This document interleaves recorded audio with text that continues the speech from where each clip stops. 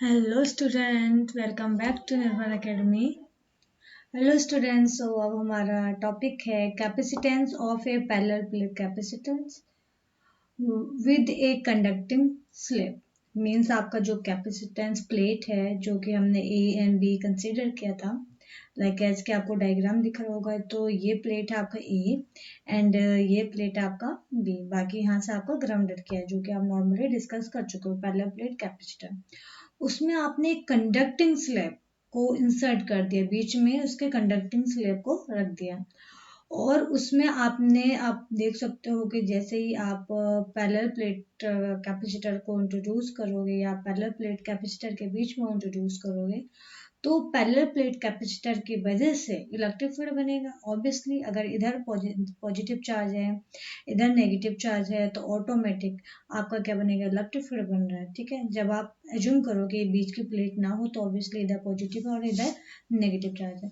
तो अब ये तो आपका इलेक्ट्रिक फील्ड बन गया। अब आप जैसे स्लैब को एंटर करोगे, जो स्लैब में आप देख रहे हो कि इलेक्ट्रिक फील्ड आपको जो स्लैब में मिल रहा है, एक्सटर्नली इलेक्ट्रिक फील्ड जो कि हम डिस्कस करते आ रहे हैं, वो किसकी वजह से बन रहा है, पैरेलल प्लेट की वजह से बन रहा है। ठीक है, तो जैसे ही आपका स्लैब में जो कंडक्टिंग मटेरियल है, कंडक्टिंग स्लैब है, जैसे उसमें आपका इलेक्ट्रिक फील्ड एक्सटर्नल पड़ेगा तो जो अंदर के चार्ज हैं वो क्या हो जाएंगे, बाहर की ओर हो जाएंगे। अब वो कैसे बाहर की ओर होंगे, आप देख सकते हो कि ए प्लेट पे जो पॉजिटिव चार्ज है उसकी तरफ क्या अट्रैक्ट होगा, नेगेटिव चार्ज। तो इसलिए कंडक्टिंग स्लैब का जो नेगेटिव पार्ट है इस डायरेक्शन में चला गया और कंडक्टिंग स्लैब का जो पॉजिटिव चार्ज है इस डायरेक्शन में बी के साइड चला गया, क्योंकि बी के पास क्या चार्ज है, आपका नेगेटिव चार्ज है।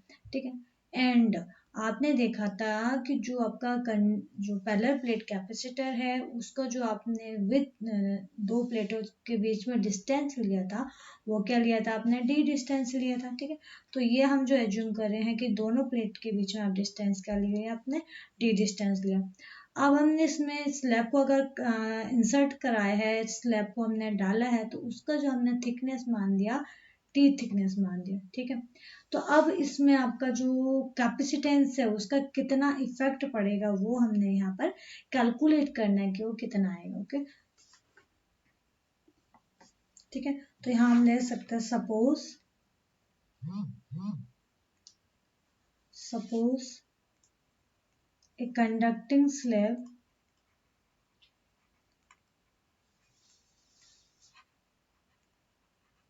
whose thickness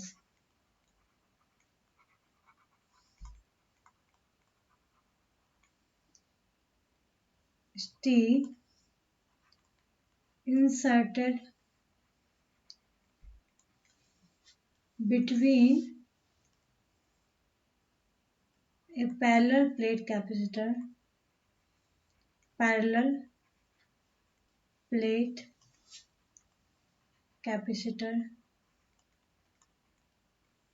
whose area and thickness are A and D respectively, जो कि हम पहले से डिस्कस करते आ रहे हैं कि उसका एरिया और थिकनेस क्या आपका ए एंड डी है। ठीक है, सो अब आप देख रहे हो कि जो इसमें इलेक्ट्रिक फील्ड बन रहा है, यहाँ पर क्या बन रहा है, आपका जीरो बन रहा है। ये क्या आपका इलेक्ट्रिक फील्ड क्या है, ई नॉट है। ठीक है, तो ई आपका इसमें पोटेंशियल कितना बनेगा। सो बेसिकली जो आपका पोटेंशियल बनता है वो कितना बनता था, E V equal to E into D. But यहाँ पर कितना बनेगा, देखिए ये पूरा की पूरा थिकनेस क्या आपका डी है, ये टी है। तो अगर मैं ये वाला पोर्शन और ये वाला पोर्शन इसका अगर मैं थिकनेस निकालूंगी तो वो कितना आएगा, डी माइनस टी। ध्यान से देखना, इस पूरे डी में से ये पोर्शन हटा दो, कौन सा बचेगा, ये। अब ये वाला मैंने क्यों हटाया, ये वाला क्यों हटाया, उसके पीछे रीजन है कि यहाँ पर जो इलेक्ट्रिक फील्ड बन रहा है आपका क्या बन रहा है, जीरो। तो मुझे ये वाला का इलेक्ट्रिक फील्ड इंट्रोड्यूस ही नहीं करना है। और उसका और दूसरा रीजन है कि यहाँ पर आपका जो पोटेंशियल है, यहाँ पर हर जगह क्या आ रहा है, आपका इक्वल पोटेंशियल आ रहा है। ठीक है, तो इसलिए हम इस वाले रीजन में और इस वाले रीजन में पोटेंशियल को कंसिडर करेंगे। तो निकाल दीजिए इलेक्ट्रिक पोटेंशियल कितना आएगा, V is equal to E, D की जगह क्या आएगा, D माइनस T, ठीक है। And V is equal to E की जगह पे हम क्या रख सकते हैं, सिग्मा अपॉन एप्सिलॉन नॉट, ठीक है, D माइनस T, या सिग्मा की जगह पे क्या रख सकते हैं आप, Q by A epsilon not D minus T। ये हमारा क्या निकल गया, पोटेंशियल निकल गया। अब आप निकाल लीजिए कैपेसिटेंस। तो कैपेसिटेंस कितना आएगा, कैपेसिटेंस ये आएगा C is equal to Q by V, रख दीजिए। C is equal to Q कितना आपका, Q तो Q ही है, upon Q by A epsilon not D minus T। एफ के Q से Q कैंसिल, रिजल्ट क्या बचा, A epsilon not D minus T, आया रिजल्ट, ओके। अब स्टूडेंट आप क्या कर सकते हो, यहां से D को कॉमन ले सकते हो, कैसे, C is equal to A epsilon not, यहाँ से मैंने जैसे D को कॉमन लिया, यहाँ तो D था, यहाँ मैं D से मल्टीप्लाई किया, D से डिवाइड किया, कोई फर्क पड़ेगा, D बाई D क्या होता है, 1 होगा। तो इसका जो मल्टीप्लाई वाला है ये बाहर चला गया, अंदर क्या बचेगा, ये तो 1 आ गया, माइनस का T अपॉन D, नीचे D बचेगा, ऊपर वाला तो मैं बाहर लेके आ गई। अब इसको बाहर लाने का रीजन क्या है कि मैं इसको ले सकती हूँ epsilon not A by D, इसको मैं एक साथ ले लेती हूँ, upon 1 minus T by D, इसको मैं अलग ले लेती हूँ। एंड अब आपने पढ़ा था capacitance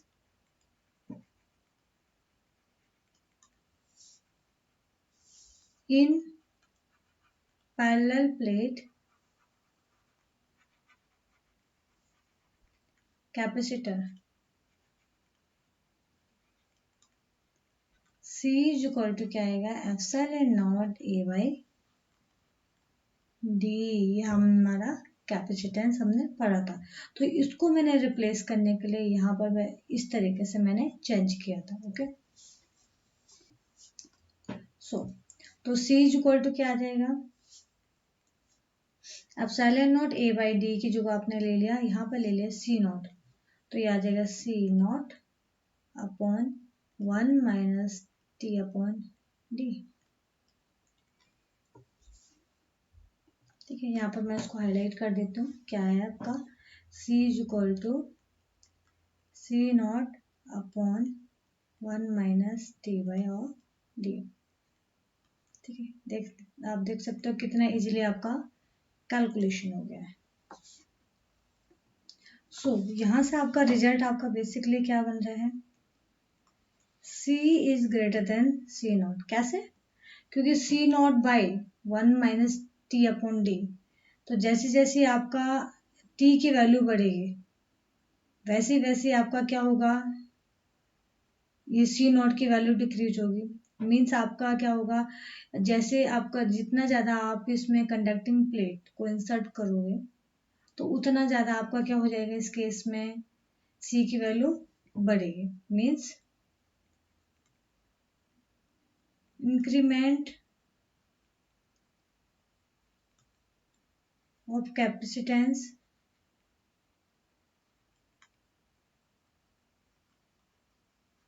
depend on introduction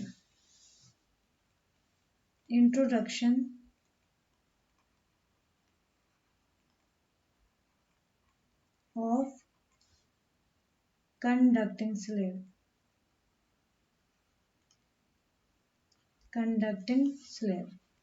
means आपका C की वैल्यू बढ़ती चली जाएगी, जितना ज़्यादा आप इसमें कंडक्टिंग स्लेव जो कि आप ये ले रहे हो, जितना ज़्यादा आप डालते रहोगे आपका C की वैल्यू भी उतना ज़्यादा बढ़ता रहेगा। हेलो स्टूडेंट्स, सो अब हम पहले पहले कंडीशन में हमने कंडक्टिंग प्लेट को इंसर्ट किया था। अब यहाँ पर इंसर्ट करेंगे डाइलेक्ट्रिक प्लेट को। ओके, एज्यूमशन सारा वही है कि आपका ये प्लेट क्या है, ए प्लेट है। ये प्लेट क्या आपका बी प्लेट है। यहाँ पर चार्ज होगा प्लस क्यू, यहाँ पर ये होगा माइनस का क्यू। एंड इसका जो थिकनेस होगा वो आप ले रहे थे डी ले रहे थे। एरिया क्या ले रहे थे आप, एरिया तो ए है इसका पहले। ओके, अब हमने इसमें डाइलेक्ट्रिक स्लैब को इंसर्ट करा दिया, बीच में हमने डाइलेक्ट्रिक स्लैब को डाल दिया। उसका जो थिकनेस है वो क्या आपका डी थिकनेस है, जो हमने जूम करा था सारा। बट अब अंदर की प्रॉपर्टी क्या होगी, चेंज हो जाएगी। कैसे? आपने बोला कि यहाँ जो पैरेलल प्लेट कैपेसिटर की वजह से इलेक्ट्रिक फील्ड तो क्रिएट हो रहा है, लेकिन अंदर वाली स्लैब के लिए क्या होगा, एक्सटर्नल फील्ड होगा। और एक्सटर्नल फील्ड होगा तो ऑटोमेटिक डाइलेक्ट्रिक स्लैब में क्या प्रोड्यूस होगा, इंड्यूस्ड डाइपोल मोमेंट प्रोड्यूस्ड होगा, या वो पोलराइजेशन में कन्वर्ट हो जाएगा। तो वो पोलराइजेशन यहाँ पर प्रोड्यूस हो जाएगा, और इसके अंदर के जो आपका डाइपोल होंगे वो क्या हो जाएंगे, पोलराइज्ड हो जाएंगे। ओके, अब आप क्या देख रहे थे कि आप इसके अंदर जो इलेक्ट्रिक फील्ड बनेगा, जो इलेक्ट्रिक फील्ड बनेगा वो कितना आ जाएगा, ई नॉट माइनस ई पी। ठीक है, ये चीज आपका इसमें बन जाएगा। अब आप क्या देख रहे हो कि जो इलेक्ट्रिक फील्ड है इसके अंदर आपका क्या हो रहा है, जीरो कभी भी नहीं हो रहा है, जो कि आपने देख दिया था। ठीक है, बट कंडक्टिंग स्लैब के अंदर आपका जीरो हो रहा था। तो अब यहाँ पर हमें क्या निकालना है, पोटेंशियल को कैलकुलेट करना है कि पूरे इसमें आपका पोटेंशियल कितना आएगा। तो ठीक है, हम निकाल देते हैं। तो सबसे पहले हम एक चीज और एज्यूम कर लेते हैं कि जो ये वाला एरिया है, जो पहले वाले केस में ही जो हमने एज्यूम करा था, जो ये वाला एरिया है इसका जो थिकनेस होगा ये कितना हो जाएगा आपका, डी माइनस टी, जो कि हमने पहले ही कैलकुलेट कर लिया था। ओके, सारा एज्यूमशन सेम है, तो हम डायरेक्टली यहाँ पर पोटेंशियल को निकाल देते हैं। इलेक्ट्रिक पोटेंशियल, इलेक्ट्रिक पोटेंशियल कितना आ जाएगा, V is equal to E D minus T. E कौन सा आएगा इसमें, ई नॉट आ जाएगा, कौन सा बाहर वाला, plus E of E of T, ये होगा ना अलग से। क्योंकि अब आपने बोला कि मैंने ये दोनों का अलग अलग क्यों किया, क्योंकि आपका जो ये वाला पोटेंशियल है किसकी वजह से आ रहा है, बाहर वाले की वजह से, ये वाले के और इस वाले की वजह से। और ये वाला जो पोटेंशियल है इसकी वजह से होगा। अब दोनों का जो पोटेंशियल है ये सेम नहीं आएगा। क्यों? क्योंकि ये डाइलेक्ट्रिक मटेरियल है, ये फ्री स्पेस का है, और फ्री स्पेस में और मटेरियल में बहुत ज़्यादा अंतर होता है। तो इसलिए हमने दोनों का जो पोटेंशियल है लिया है, दोनों का पोटेंशियल अलग अलग लिया है, क्योंकि आपका जो मीडिया है अलग है, मटेरियल है अलग है। तो इस वजह से आपका जो पोटेंशियल इलेक्ट्रिक फील्ड है दोनों केस में आपका सेम नहीं होगा, वो अलग अलग हो जाएगा। Okay, next. अब उसके बाद आप यहाँ से निकाल सकते हो कि आपने ये एक फॉर्मूला देखा था, रिलेटिव परमिटिविटी। क्या निकाला था आपने, रिलेटिव परमिटिविटी, परमिटिविटी, जिसको आपने के से लिया था या एप्सिलॉन आर से लिया था। वो क्या था आपका, ई बाई ई नॉट। ठीक है, तो इसको मैं यहाँ पर पुट करूंगी। ओके, सो वी का फॉर्मूला आपका क्या आ जाएगा, v इज इक्वल टू, यहाँ से मैं ई नोट को कॉमन ले लेती हूँ। अंदर क्या बचेगा, d माइनस टी, क्योंकि यहाँ तो ई नॉट था, यहाँ मैंने ई नॉट से मल्टीप्लाई किया था और ई नॉट से डिवाइड किया था। ठीक है, ई नॉट का मल्टीप्लाई कहाँ चला गया, बाहर चला गया। अंदर क्या बचेगा, E by E naught of T, ये बचेगा। ओके, सो अब यहाँ रिजल्ट क्या बचेगा, E not D minus T, E by E naught क्या आपका, के ऑफ टी। ठीक है, ये आपका मिल गया पोटेंशियल। सो स्टूडेंट, हमने एक टॉपिक भी पढ़ा है, क्या है, रिलेटिव परमिटिविटी। रिलेटिव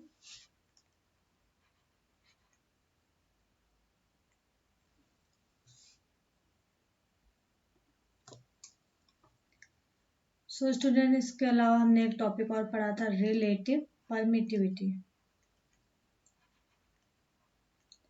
परमिटिविटी ठीक है, क्या था, एप्सिलॉन आर या के, ये था ई नॉट बाई ई, ये आपने पढ़ा था। ठीक है, तो रख दीजिए इसमें पोटेंशियल में इसका फॉर्मूला क्या था, पोटेंशियल का formula V is equal to E naught of D minus T plus E of T.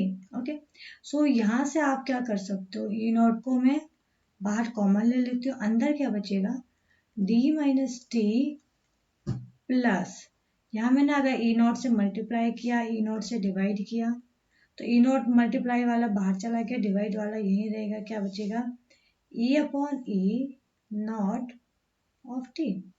ठीक है, सो क्या बचेगा, E not D minus T, E naught upon E is equal to क्या है, के, तो ई अपॉन ई नॉट क्या हो जाएगा, उल्टा हो जाएगा, क्या आ जाएगा, 1/k ऑफ टी।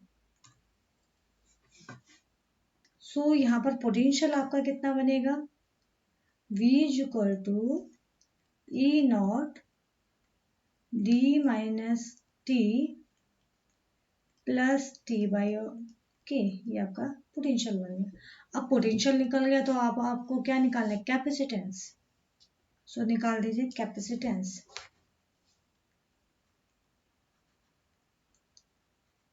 कैपेसिटेंस कितना आ जाएगा student, C is equal to Q by V, तो रख दीजिए क्यू बाई वी की वैल्यू कितनी है, E not D minus T of plus T by K, ये निकाला था। फिर से अब आपको ई नॉट को चेंज कर सकते हो, कैसे, C इज इक्वल टू, हम डायरेक्टली फॉर्मूला रख देते Q अपॉन, इसका फॉर्मूला था क्या था, Q upon epsilon not A, ये हमने निकाला था। ओके, क्या आएगा, D minus T plus T by के। अब आप ये बोलोगे कि हाँ मैंने एप्सिलॉन नॉट क्यों लिया, मैं डायलेक्ट्रिक मटेरियल की बात कर रहा हूँ, भाई मैंने इसलिए लिया क्योंकि मैं इस रीजन में ई नॉट ले रहा हूँ, अंदर क्या ले रही हूँ, मैं ई ले रही थी, इसलिए मैं वहाँ एप्सिलॉन नॉट को रख सकती हूँ। तो ई नॉट से ये क्यू से क्यू कैंसिल, तो क्या रिजल्ट बचेगा, एप्सिलॉन नॉट ए ऊपर बचा, अपॉन नीचे क्या बचेगा, D minus T plus T by K, ये आपका रिजल्ट बचा, ये आपका सी आया। ओके, ठीक है, अब इसको कैसे लिख सकते हैं आप, ओके स्टूडेंट, सो हम यहाँ से आप क्या कर सकते हैं, ब्रैकेट को ओपन कर दीजिए, क्या आएगा, C is equal to epsilon not A by D minus T plus T by K, ऐसे भी तो लिख सकते हैं, कोई फर्क नहीं पड़ता। सो अब यहाँ पर फाइनली जो रिजल्ट बनेगा, C is equal to epsilon not A by D minus, यहाँ से t को कॉमन लिया तो माइनस टी कॉमन लिया, तो यहाँ क्या बचेगा, 1 प्लस 1 बाई, अच्छा यहाँ बचेगा आपका माइनस का 1 बाई के, तो ये आपका रिजल्ट बन गया स्टूडेंट। तो इसमें भी हमारा फाइनली वही बना कि C is greater than C not, और C नॉट क्या आपका, C not is equal to epsilon not A by D, जो कि आप यहाँ से निकाल सकते हो, डी को कॉमन लोगे तो epsilon not A by D निकल जाएगा, अदरवाइज आप रिजल्ट को यहीं पर छोड़ दीजिए। इसका मतलब भी वही होगा कि आप जैसी डायलेक्ट्रिक मटेरियल को इसके अंदर इंसर्ट करते हो तो ऑटोमेटिक, तो इसमें आप जैसे डायलेक्ट्रिक मटेरियल को इंसर्ट करोगे तो आपका जो कैपेसिटेंस है वो आपका इंक्रीज होता रहेगा, जो कि आपका प्रीवियस लेक्चर में भी वही हमने डिस्कस किया था। ओके, सो ये आप यहाँ तक आप मोस्ट इम्पोर्टेंट टॉपिक्स है, बहुत ही अच्छा टॉपिक्स है, कोई आपका डिफिकल्टी नहीं, आई होप आप लोगों को समझ में आ गया होगा। ठीक है, समझ में आ गया तो वेल एंड गुड, एंड इसके बेस पे आपके बहुत अच्छे अच्छे क्वेश्चंस आते हैं, लाइक एज कि आपको बहुत बार पूछा जाता है कि अगर आपने कंडक्टिंग स्लेब डाला है तो कैपेसिटेंस में कैसे चेंजेस आता है, जो कि आप ऑलरेडी देख चुके हो। कंडक्टिंग स्लैब्स डालते हो तो आपको जो पोटेंशियल में कैसे चेंजेस जाता है वो आपने देख चुके हो, या डाइलेक्ट्रिक स्लैब डाला तो उसमें कैपेसिटेंस पोटेंशियल में कैसे चेंज होता है, इलेक्ट्रिक फील्ड में कैसे चेंज होता है, वो सारी चीज़ें आप ऑलरेडी देख चुके हो। ठीक है, तो इसके बेस पे आप बहुत तरीके के क्वेश्चन बन सकते हैं। ठीक है, ये चीज़ें आपको समझ में आ गई कैसे कैसे क्वेश्चन बनेंगे, एंड स्टेप बाय स्टेप आप चीज़ों को करते रहिए। आपके इससे एमसीक्यू के क्वेश्चन भी निकल सकते हैं, इससे आपका ये एकेडमिक एग्जाम का भी क्वेश्चन निकलता है, या इससे आपका कॉम्पिटिटिव एग्जाम के तो बहुत क्वेश्चन है। इस टॉपिक, 2 टॉपिक जो मैंने स्पेशली कराए हैं, इनसे बहुत क्वेश्चंस बनते हैं, एंड वो तब समझ में आएगा जब आप केयरफुली चीज़ों को समझोगे। ओके।